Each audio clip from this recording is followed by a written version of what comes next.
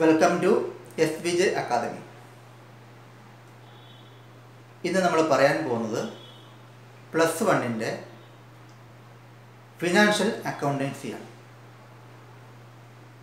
Today is our first class relating to +1 financial accounting. അപ്പോൾ +1 improvement എഴുതാൻ പോകുന്ന ആൾക്കാരോ ഇല്ലെങ്കിൽ +1 കൊമേഴ്സ് ഗ്രൂപ്പ് അക്കൗണ്ടൻസി പഠിക്കാൻ ഉദ്ദേശിക്കുന്നവരോ അല്ലെങ്കിൽ അക്കൗണ്ടിങ്ങിൻ്റെ ബേസിക് പ്രിൻസിപ്പിൾസ് അറിയാത്ത ഒരുപാട് ആൾക്കാരുണ്ട്. ഫിനാൻഷ്യൽ അക്കൗണ്ടിങ്ങിൻ്റെ ബേസിക് പ്രിൻസിപ്പിളും കാര്യങ്ങളും അറിയാൻ വയ്യാത്ത ഒരുപാട് ആൾക്കാരുണ്ട്. അപ്പോൾ എല്ലാവർക്കും വേണ്ടിയിട്ടാണ് നമ്മൾ ഫിനാൻഷ്യൽ അക്കൗണ്ടിങ്ങിൻ്റെ ഈ ക്ലാസ് നമ്മൾ എടുക്കാൻ പോകുന്നത്. +1 പഠിക്കുന്ന കുട്ടികൾക്ക് മാത്രമല്ല, +1 പഠിച്ച് കഴിഞ്ഞവർക്കും +1 പഠിക്കാൻ പോകുന്നവർക്കും ഇനി ഏതെങ്കിലും തരത്തിലെ ബിസിനസ് കാര്യങ്ങളോ തുടങ്ങാനും ഉള്ളവർക്കും, നിലവിൽ തുടങ്ങാൻ ഉദ്ദേശിക്കുന്നവർക്കും അല്ലെങ്കിൽ ബിസിനസ് ഉള്ളവർക്കും തൻ്റെ സ്ഥാപനത്തിൻ്റെ ആ കണക്കുകൾ എങ്ങനെ എഴുതേണ്ടതെന്ന് അറിയാൻ വയ്യാത്ത ആൾക്കാരുണ്ട്. അതായത് അവർക്കൊരു അക്കൗണ്ടിനെ വയ്ക്കാൻ വേണ്ടി അത്ര ശമ്പളം കൊടുക്കാനുള്ള വരുമാനമില്ല, കടയിൽ ചെറിയ കച്ചവടം കൊടുക്കും. അപ്പോൾ അവർക്കൊരു അക്കൗണ്ടിനെ വയ്ക്കണം. ഒരു അക്കൗണ്ടിനെ വയ്ക്കണമെങ്കിൽ എന്ത് ചെയ്യണം? ഒരു 10,000, 15,000, 20,000 ശമ്പളം കൊടുക്കണം. പക്ഷെ അത്രയും ശമ്പളം കൊടുക്കാനുള്ള കച്ചവടം അവർക്കില്ല. അപ്പോൾ അവർക്ക് സ്വന്തമായിട്ട് അക്കൗണ്ടൻസി പഠിച്ചാൽ എന്താണ് ഗുണം? അവരുടെ സ്ഥാപനത്തിൻ്റെ കണക്കുകൾ ഒരു അക്കൗണ്ടന്റിനെ വയ്ക്കാതെ അവർക്ക് സ്വന്തമായിട്ട് എഴുതാം. അപ്പോൾ നമ്മുടെ ക്ലാസ് ഉദ്ദേശിക്കുന്നത് കുട്ടികളെ മാത്രമല്ല, it is not for students. Accountancy പഠിക്കാൻ ഉദ്ദേശിക്കുന്ന എല്ലാവർക്കും ക്ലാസ് അറ്റൻഡ് ചെയ്യാം, സ്വന്തമായിട്ട് അക്കൗണ്ടൻസി പഠിക്കാം. നിങ്ങളൊരു നല്ലൊരു അക്കൗണ്ടൻ്റ് ആവും. It's A very good accountant. ഇപ്പോൾ നമ്മുടെ സ്റ്റാർട്ടിങ് പോയിന്റ് എന്ന് പറയുന്നത്, ഇപ്പോൾ അക്കൗണ്ടൻസി എന്താണെന്ന് നിങ്ങൾ കേട്ടിട്ടുള്ളൂ അല്ലാതെ അതിനെപ്പറ്റി കൂടുതൽ കാര്യങ്ങളൊന്നും അറിയില്ല. അപ്പോൾ എന്താണ് അക്കൗണ്ടൻസി? അക്കൗണ്ടൻസിയിൽ 2 പോർഷൻസ് ആണുള്ളത്. One is book keeping, second is accounting. ഒന്ന് ബുക്ക് കീപ്പിംഗ് എന്ന് പറയുന്ന പ്രോസസ്സാണ്, 2 അക്കൗണ്ടിങ് എന്ന് പറയുന്ന പ്രോസസ്സാണ്. ഇതാണ് ഒരു അക്കൗണ്ടൻസ് സൈക്കിളിലുള്ളത്. 2 process. One is book keeping and second is accounting. അപ്പോൾ എന്താണ് ബുക്ക് കീപ്പിംഗ്? ബുക്ക് കീപ്പിംഗ് എന്ന് പറഞ്ഞാൽ ബുക്ക് സൂക്ഷിച്ചു വയ്ക്കുക എന്നുള്ളതല്ല അർത്ഥം. പകരം നമ്മളുടെ സ്ഥാപനത്തിൻ്റെ കണക്കുകൾ വ്യക്തമായി സിസ്റ്റമാറ്റിക്കായി ബുക്കുകളിൽ എഴുതി സൂക്ഷിക്കുക. അതായത് നമ്മുടെ സ്ഥാപനത്തിൻ്റെ കണക്കുകൾ എഴുതുന്ന രീതിയുണ്ട്. ബുക്ക് കീപ്പിങ്ങിലും അക്കൗണ്ടിങ്ങിലും കണക്ക് എഴുതാൻ ചില രീതികളുണ്ട്. ആ രീതിയിൽ നമ്മുടെ സ്ഥാപനത്തിൻ്റെ കണക്കുകൾ ബുക്കിൽ എഴുതി തയ്യാറാക്കുന്ന പ്രോസസ്സാണ് book keeping. So what is book keeping? Book keeping is the process of recording transactions in a systematic manor. Book keeping എന്ന് പറഞ്ഞാൽ സ്ഥാപനത്തിൻ്റെ ദൈനംദിന ഇടപാടുകളെ സിസ്റ്റമാറ്റിക്കായി ബുക്കുകളിൽ, അതാത് ബുക്കുകളിൽ എഴുതി സൂക്ഷിക്കുന്ന പ്രോസസ്സാണ് book keeping. So please write down what is book keeping. What is book keeping? Book keeping is the process of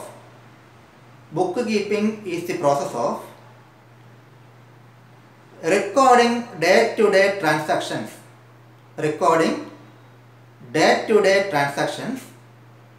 in a systematic manner.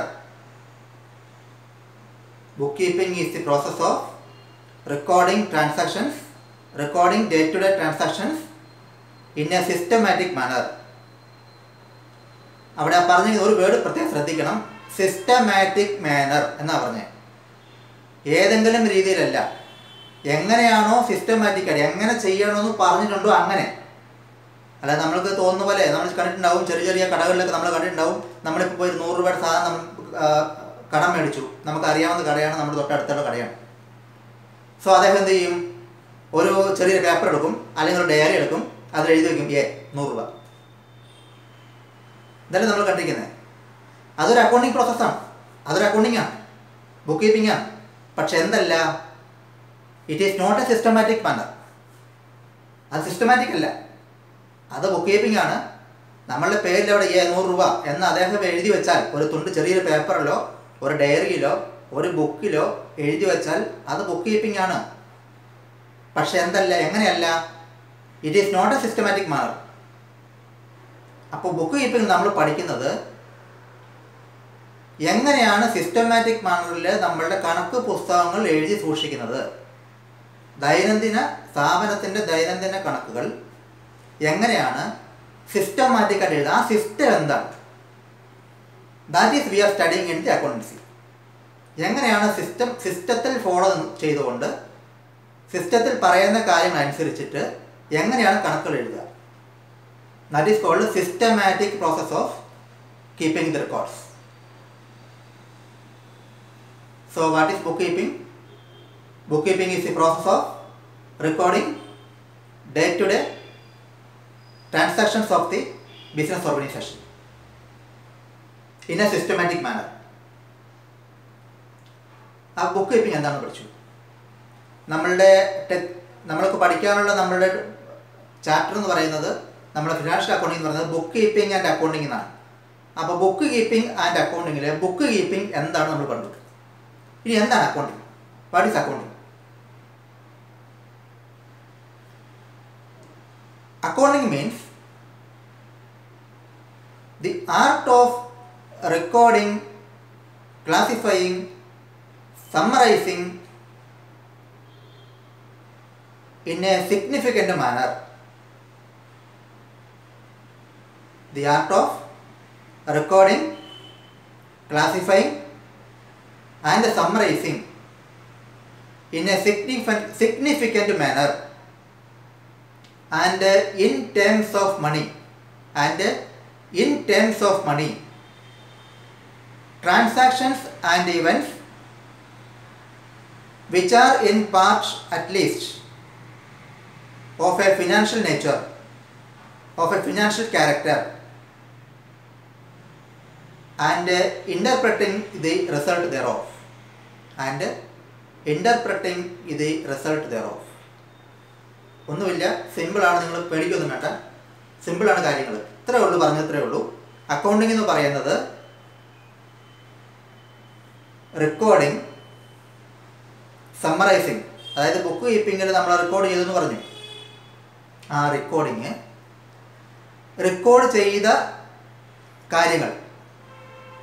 ചെയ്ത കാര്യങ്ങൾ നമ്മളൊന്ന് സമ്മറൈസ് ചെയ്യും എന്ന് പറഞ്ഞാൽ, ഇപ്പോൾ ഒരു വർഷത്തെ നമ്മളുടെ പർച്ചേസ് എടുക്കുക.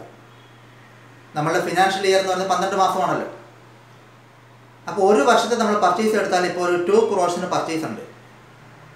അപ്പോൾ ഈ 2 crores പർച്ചേസ് എന്ന് പറയുന്നത് എല്ലാ ദിവസവും നടന്നിട്ടുള്ളതാണ്. 365 365 ദിവസവും നമ്മൾ ചിലപ്പോൾ പർച്ചേസ് ചെയ്തിട്ടുണ്ടാവും. അപ്പോൾ നമ്മൾ ഇതിനെ എന്ത് ചെയ്യണം, ഒന്ന് സമ്മറൈസ് ചെയ്യണം, അല്ലേ? അപ്പോഴല്ലേ പർച്ചേസ് ആവുള്ളൂ. അപ്പോൾ ഈ 2 crore വാല്യൂ നമ്മൾക്ക് 365 ഡേയ്സിലുള്ളതിനെ നമ്മളൊന്ന് സമ്മറൈസ് ചെയ്യും. അതാണ് സമ്മറൈസിങ് ഉദ്ദേശിക്കുന്നത്. അതായത് 365 ട്രാൻസാക്ഷൻ ഇടപാടുകളുണ്ടെങ്കിൽ അതിനെ ഒറ്റ ഇടപാടായി ചുരുക്കി ഒറ്റ അക്കൗണ്ടിൽ നമ്മൾ കാണിക്കും പർച്ചേസ്. എക്സാമ്പിൾ, ഉദാഹരണം പറഞ്ഞാൽ ഇത് സമ്മറൈസിങ് ആണ്. അതുപോലെ തന്നെ ക്ലാസിഫൈങ് ഉദ്ദേശിക്കുന്നത് നമ്മുടെ സ്ഥാപനത്തിൽ പല തരത്തിലുള്ള ഇടപാടുകളുണ്ടാവും. ഒരു ബിസിനസ് സ്ഥാപനമാകുമ്പോൾ പലതരത്തിലുള്ള ഇടപാടുകളുണ്ട്. എന്തൊക്കെയായിരിക്കണം? അവിടെ കുറേ ചിലവുകളുണ്ടാവും, അല്ലേ? ദൈനംദിന കാര്യങ്ങൾക്ക് വേണ്ടി പല തരത്തിലുള്ള ചിലവുകളുണ്ടാവും. ഇപ്പോൾ ഒരു മാസത്തിൽ നമ്മൾ റെൻ്റ് കൊടുക്കുന്നുണ്ട്, സാലറി കൊടുക്കുന്നുണ്ട്, വേജ് കൊടുക്കുന്നുണ്ട്, ടെലിഫോൺ ചാർജ് കൊടുക്കുന്നുണ്ട്, ഇലക്ട്രിസിറ്റി ചാർജ് കൊടുക്കുന്നുണ്ട്, പീരിയോഡിക്കൽസ് ഉണ്ട് അതിന് കൊടുക്കുന്നുണ്ട്, ഇതെല്ലാം നമ്മളുടെ ചിലവുകളാണ്. നമുക്കറിയാമല്ലോ, സാധാരണ ലോജിക്കൽ ചിന്തിച്ചാൽ മതി, നിങ്ങൾ കൂടുതലായിട്ടൊന്നും ചിന്തിക്കേണ്ട. ഒരു സ്ഥാപനത്തിന് എന്തൊക്കെ ചിലവുകളുണ്ടാവും, സാധാരണ ലോജിക്ക്. ഓക്കെ, അതുപോലെ തന്നെ ഒരു സ്ഥാപനമാകുമ്പോൾ മറ്റ് ചില വരുമാനങ്ങളുണ്ടാവും. അപ്പോൾ ചെലവിനെ നമ്മൾ ക്ലാസിഫൈ ചെയ്യണം, വരവിനെ നമ്മൾ ക്ലാസിഫൈ ചെയ്യണം. അതായത് തന്നിരിക്കുന്ന ഓരോ ദിവസവും നടക്കുന്ന ഇടപാടുകളിൽ നിന്ന് ചെലവ് ഏത്, വരവേത്, എക്സ്പെൻസ് ഏത്, ഇൻകം ഏത്. എക്സ്പെൻസ് എന്ന് പറഞ്ഞാൽ ചെലവ്, ഇൻകം എന്ന് പറഞ്ഞാൽ വരവ്, വരുമാനം.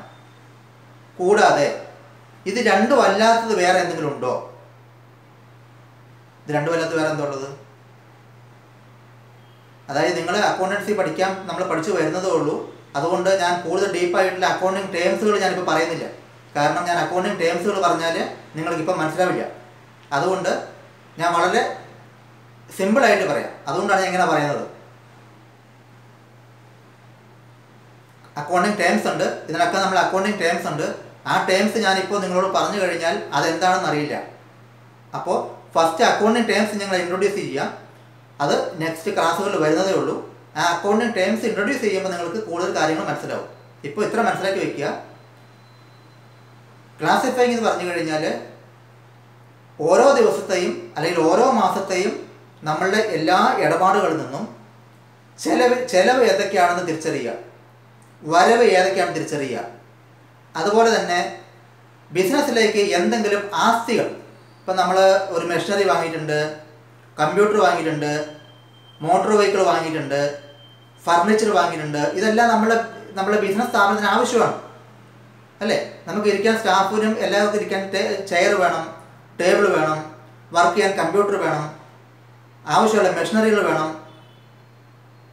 ബിസിനസ് സ്ഥാപനത്തിൻ്റെ സാധനങ്ങൾ കൊണ്ടുപോകാനും കൊണ്ടുപോകാനൊക്കെ മോട്ടോർ വെഹിക്കിൾ വേണം.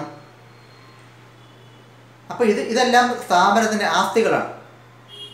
അതുപോലെ തന്നെ നമുക്ക് സ്ഥാപനത്തിന് എല്ലാവർക്കും സ്ഥാപനം നടത്തിക്കൊണ്ട് പോകാൻ അത്രമാത്രം ക്യാഷ് ഉണ്ടാവുമോ? ഇല്ല. ഒരു സ്ഥാപനം നടത്തിക്കൊണ്ട് പോകാൻ മാത്രമുള്ള ക്യാഷ് എല്ലാവരുടെ കയ്യിൽ ഉണ്ടാവണമെന്നില്ല. അപ്പോൾ നമ്മളെന്ത് ചെയ്യും?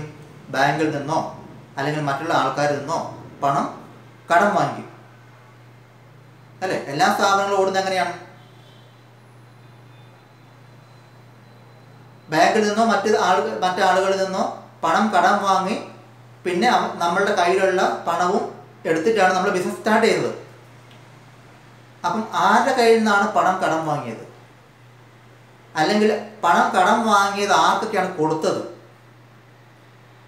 എന്തൊക്കെ ആസ്തികളാണ് നമ്മൾ വാങ്ങിച്ചത്, അത് എവിടെ നിന്നാണ് വാങ്ങിച്ചത്, അതിന് പണം കൊടുത്തിട്ടുണ്ടോ, കൊടുത്തിട്ടുണ്ടെങ്കിൽ എത്ര കൊടുത്തു. അപ്പോൾ എക്സ്പെൻസിനെ തരംതിരിക്കണം, വരുമാനത്തിനെ തരംതിരിക്കണം, ആസ്തിയെ തരംതിരിക്കണം, ബാധ്യതയെ തരംതിരിക്കണം. ഇത് ക്ലാസിഫൈങ് ആണ്. അപ്പം നമ്മളുടെ അക്കൗണ്ടിങ് നമ്മൾ ആദ്യം പറഞ്ഞ എന്താണ്? റെക്കോർഡിങ്. റെക്കോർഡിങ് എന്ന് പറഞ്ഞു കഴിഞ്ഞാൽ തന്നിരിക്കുന്ന നമ്മളുടെ ദൈനംദിന കാര്യങ്ങൾ റെക്കോർഡ് ചെയ്യുക. അതാര് റെക്കോർഡ് ചെയ്തു? ബുക്ക് കീപ്പിങ്ങിൽ ബുക്ക് കീപ്പർ റെക്കോർഡ് ചെയ്തു. ഓക്കെ. ഇവിടെ അക്കൗണ്ടിങ്ങിൽ ഇങ്ങനെ റെക്കോർഡ് ചെയ്ത സാധനങ്ങളെ ക്ലാസിഫൈ ചെയ്യുക. ഇതാണ് വ്യത്യാസം. ബുക്ക് എഴുതുന്ന ആൾ എല്ലാം എഴുതി. പക്ഷേ അക്കൗണ്ടൻ്റ് എന്താ ചെയ്യുന്നത്? അക്കൗണ്ടിങ്ങിൽ എന്താ ചെയ്യുന്നത്? എഴുതിയ കാര്യങ്ങളെ നമ്മൾ തരംതിരിക്കും. That is called classification. Classify. വരുമാനത്തെയും എക്സ്പെൻസിനെയും ബാധ്യതയും ആസ്തിയെയും തരംതിരിക്കുക. അതിനുശേഷം എന്ത് ചെയ്യും? അതിനെ സമ്മറൈസ് ചെയ്യും. അതിനുശേഷമാണ് അതിനെ നമ്മൾ സമ്മറൈസ് ചെയ്യുക. ഇൻകം എല്ലാം സമ്മറൈസ് ചെയ്യും, എക്സ്പെൻസ് എല്ലാം സമ്മറൈസ് ചെയ്യും, ആസ്തികളെല്ലാം സമ്മറൈസ് ചെയ്യും, ബാധ്യത എല്ലാം സമ്മറൈസ് ചെയ്യും. അപ്പോൾ നമ്മൾക്ക് നോക്കുമ്പോൾ എന്താവും? ഈ വരുമാനങ്ങളെല്ലാം ഒന്നിച്ച് കാണാൻ പറ്റും. ഏതൊക്കെ ഇനത്തിലാണ് വരുമാനം കിട്ടിയിരിക്കുന്നത്, ചെലവുകളെല്ലാം ഒന്നിച്ചെഴുതും. അപ്പോൾ നമ്മൾക്ക് കാണാൻ പറ്റും എന്തെല്ലാം ചെലവുകളാണുള്ളത്, അത് എത്രയാണ്. ആസ്തികളെല്ലാം ഒന്നിച്ച് എഴുതുക. അപ്പം നമ്മൾക്ക് മനസ്സിലാവും ഇന്ന ആസ്തികൾ നമ്മൾ കൊണ്ട് അത് ഇത്ര ഒരു വാല്യൂ ഉണ്ട്. ബാധ്യതകളെല്ലാം ഒന്നിച്ചെഴുതുക. അപ്പം നമുക്ക് മനസ്സിലാവും ഇന്ന ബാധ്യതകൾ നമുക്കുണ്ട്, അത് ഇന്ന ആൾക്കാർക്കാണ് കൊടുക്കാനുള്ളത്, അത് ഇത്ര രൂപയാണ്. ഇതാണ് സമ്മറൈസിങ്. പക്ഷെ ഇതെങ്ങനെ ചെയ്യുക? ഇൻ എ സിസ്റ്റമാറ്റിക് മാനർ എന്നാ പറഞ്ഞത്. എങ്ങനെയാണോ എഴുതി തയ്യാറാക്കേണ്ടത് ആ രീതിയിൽ എഴുതി തയ്യാറാക്കുക. In a systematic manner and in terms of money. അതായത് നമ്മളുടെ ബിസിനസ് ഇടപാടുകൾ, ഓരോ ദിവസത്തെയും ബിസിനസ് ഇടപാടുകൾ എന്ന് പറയുന്നത് പണത്തിൻ്റെ മൂല്യത്തിലുള്ളതായിരിക്കണം. അതായത് പണം അപ്പം കൊടുക്കണമെന്നില്ല, പക്ഷെ ഒരു പണം കൊണ്ടുള്ള മൂല്യത്തിലുള്ള ഇടപാടായിരിക്കണം. എന്ന് പറഞ്ഞാൽ എന്താർത്ഥം? നമ്മളൊരു മെഷീനറി വാങ്ങിക്കുമ്പോൾ 1 lakhന് വാങ്ങിച്ചാൽ അവിടെ മൂല്യമുണ്ട്. എന്താണ് ടേംസ് ഓഫ് മണി? 1 lakh എന്നുള്ള മൂല്യമുണ്ട്. നമ്മളടുത്ത് കടം മേടിച്ചു കഴിഞ്ഞാൽ എന്താവും? എത്ര രൂപയാണോ മേടിച്ചത് അതിന് മൂല്യമുണ്ട്. അത് ഇൻ ടേംസ് ഓഫ് മണിയാണ്. അപ്പം ഇൻ ടേംസ് ഓഫ് മണി അല്ലാത്ത ഏതാ ഉള്ളത് എന്ന് പറഞ്ഞാൽ എന്താണ് meaning? In terms of money എന്ന് പറഞ്ഞാൽ എന്താണ് മീനിങ്? ഇപ്പം നമ്മൾ ജോലി ചെയ്ത് കഴിഞ്ഞാൽ എന്ത് കിട്ടും? നമ്മളെ സ്റ്റാഫുകൾ ജോലി ചെയ്യാം, നമുക്ക് എന്ത് കിട്ടും? ശമ്പളം കിട്ടും അല്ലേ? ആ ശമ്പളം കിട്ടുന്നത് എങ്ങനെയാണ്? ഇൻ ടേംസ് ഓഫ് മണിയാണ്. ഓക്കെ, നിങ്ങൾക്ക് ഈ മാസം 10,000 രൂപ ശമ്പളം, അല്ലെങ്കിൽ 15,000 ശമ്പളം, 20,000 ശമ്പളം. അത് ഇൻ ടേംസ് ഓഫ് മണിയാണ്. അത് നമ്മൾക്ക് മണി എന്ന് പറയുന്ന മീഡിയത്തിലാണ് നമ്മളുടെ കണക്കുകൾ. പകരം നമ്മൾ വർക്ക് ചെയ്തു, നമുക്ക് ശമ്പളം തരുന്നില്ല, അതിന് പകരം വേറെ എന്തെങ്കിലും സാധനം തന്നു. ആ സാധനം തരുന്നതിൽ മൂല്യം കണക്കാക്കുന്നില്ലെങ്കിൽ അത് ഇൻ ടേംസ് ഓഫ് മണി അല്ല. അതായത് 15,000 രൂപ ശമ്പളം നമ്മൾ കൊണ്ടെന്ന് പറയുന്നില്ല. നമ്മൾ ഒരു മാസം ജോലി ചെയ്തു, ആ ജോലി ചെയ്തതിൻ്റെ മൂല്യം എത്രയാണെന്ന് കണക്കാക്കുന്നില്ല. പകരം നമ്മൾ ജോലി ചെയ്തതിന് പകരമായി മറ്റൊരു സാധനം തരിക. ഈ മറ്റൊരു സാധനം തരുന്നതിന് മൂല്യം നിർണ്ണയിച്ചിട്ടില്ല. അപ്പം നമ്മൾ ജോലി ചെയ്തതിന് മൂല്യം നിർണ്ണയിച്ചിട്ടില്ല. അവർ പകരം നമ്മൾ ജോലി ചെയ്തതിന് റെമ്യൂണറേഷനായിട്ട്, നമ്മളുടെ പ്രതിഫലമായിട്ട് തരുന്നതിന് മൂല്യം നിശ്ചയിച്ചിട്ടില്ല എങ്കിൽ അത് ഇൻ ടേംസ് ഓഫ് മണി അല്ല. അല്ലേ? അവിടെ പണത്തെ പറ്റി ഒന്നും പറഞ്ഞില്ല, അവിടെ മൂല്യമില്ല. നമ്മൾ അവർക്കൊരു സർവീസ് ചെയ്തു കൊടുത്തു, മൂല്യം നിശ്ചയിച്ചില്ല.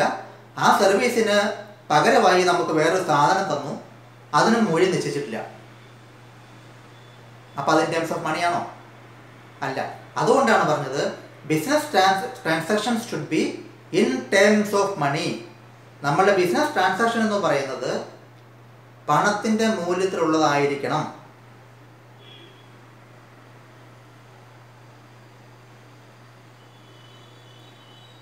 രണ്ട്, അതിലൊരു ഫിനാൻഷ്യൽ ക്യാരക്ടർ വേണം. ഫിനാൻഷ്യൽ ക്യാരക്ടർ എന്ന് പറഞ്ഞാൽ എന്താണ്? പണത്തിലുള്ള ഇടപാടുകൾ, ഒരു ഫിനാൻഷ്യൽ ക്യാരക്ടർ വേണം. ഇപ്പോൾ നമ്മൾക്കറിയാം പഴയ ഒരു സിസ്റ്റം ഉണ്ട്. എന്താണത്? ബാർട്ടർ സിസ്റ്റം അല്ലേ? ഒരുപാട് വർഷങ്ങൾക്ക് മുമ്പ്, നമ്മളൊക്കെ ജനിക്കുന്നതിന് മുമ്പ് ഒരു സംവിധാനം ഉണ്ടായിരുന്നു, ബാർട്ടർ സിസ്റ്റം. എന്താണ് ബാർട്ടർ സിസ്റ്റം എന്ന് പറഞ്ഞാൽ? നിങ്ങൾ കേട്ടിട്ടുണ്ടാവും, ഇക്കണോമിക്സിലോ ഒക്കെ നിങ്ങൾ പഠിച്ചിട്ടുണ്ടാവും ബാർട്ടർ സിസ്റ്റം. എന്താണ് ബാർട്ടർ സിസ്റ്റം? ഒരു സാധനം അങ്ങോട്ട് കൊടുക്കുക, അതിന് പകരമായി ഒരു സാധനം ഇങ്ങോട്ട് വാങ്ങിക്കുക. അതായത് നമ്മളുടെ കയ്യിലൊരു സാധനമുണ്ട്, ആ സാധനം അങ്ങോട്ട് കൊടുത്തിട്ട് നമ്മൾക്ക് ആവശ്യമുള്ളൊരു സാധനം അവരുടെ അടുത്ത് ഇങ്ങോട്ട് വാങ്ങിക്കുക. അതാണ് ബാർട്ടർ സിസ്റ്റം. അങ്ങോട്ട് കൊടുത്ത് ഇങ്ങോട്ട് വാങ്ങിക്കുക. അപ്പോൾ നമ്മുടെ കയ്യിൽ ഇപ്പോൾ എന്താ പറയുക, കുറേ ഫ്രൂട്ട്സ് ഉണ്ട്. നമുക്ക് ഫ്രൂട്ട്സ് നമ്മൾ കൃഷി ചെയ്യുന്നുണ്ട്, നമുക്ക് കുറേ ഫ്രൂട്ട്സ് ഉണ്ട്. നമുക്ക് ഫ്രൂട്ട്സ് വേണ്ട, പകരം നമുക്ക് എന്ത് വേണം? അരി വേണം. മറ്റൊരാളുടെ അരിയുണ്ട്. അപ്പം നമ്മളെന്താ ചെയ്യുന്നത്? നമ്മുടെ കയ്യിലുള്ള കുറച്ച് ഫ്രൂട്ട്സിന് അങ്ങോട്ട് കൊടുക്കുക, അവിടുന്ന് കുറച്ച് അരി ഇങ്ങോട്ട് വാങ്ങിക്കുക. ഇത് ബാർട്ടർ സിസ്റ്റമാണ്.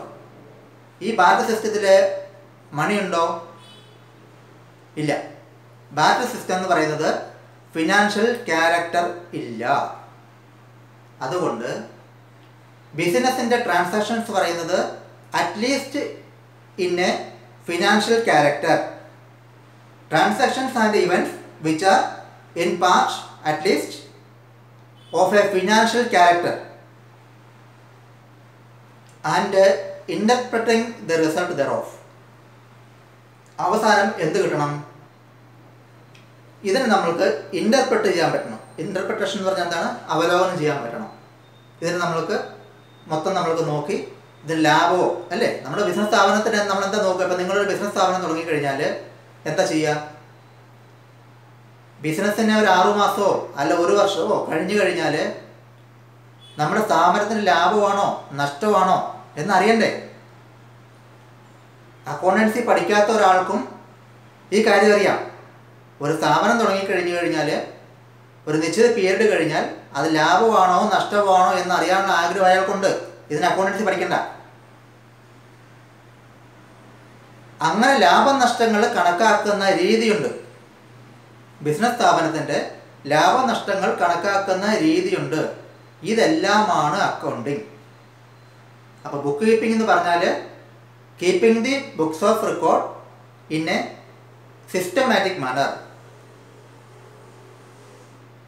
Bookkeeping means keeping the books of account in a systematic manner. Accounting എന്ന് പറഞ്ഞു കഴിഞ്ഞാൽ the art of recording, classifying, summarizing in a significant manner and in terms of money. നമ്മൾ ആദ്യം പറഞ്ഞു അത് പണത്തിലുള്ള ഇടപാടുകളായിരിക്കണം. Transactions and events which are in the part at least in a financial character. അതിനൊരു financial character ഉണ്ടായിരിക്കണം. And interpreting the result thereof. അവസാനം നമ്മൾ എന്ത് ചെയ്യും? ഇതിനെ നമ്മൾ അവലോകനം ചെയ്യുക. സ്ഥാപനത്തിൻ്റെ മൊത്തം ലാഭവും നഷ്ടവും ബാധ്യതയും ആസ്തിയും അവലോകനം ചെയ്യുക. ഈ പ്രോസസ്സാണ് അക്കൗണ്ടിംഗ് എന്ന് പറയുന്നത്. So write down what is accounting. What is accounting?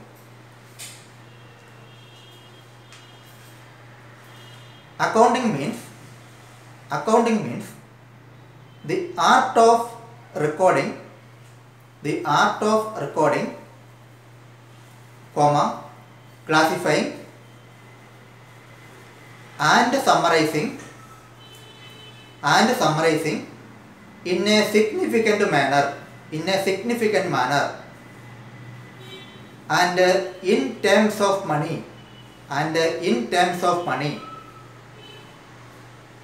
comma, transactions and events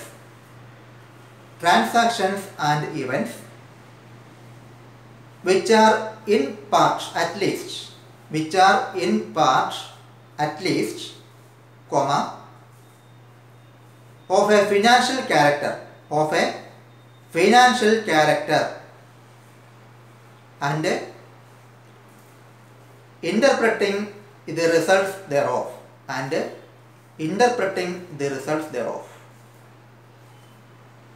ഇത് പഠിച്ചു വയ്ക്കുക. What is book keeping, what is accounting.